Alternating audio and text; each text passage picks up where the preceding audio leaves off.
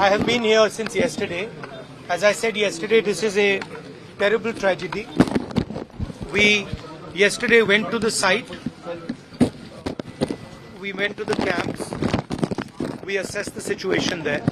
And today we had a meeting with the administration and the panchayat.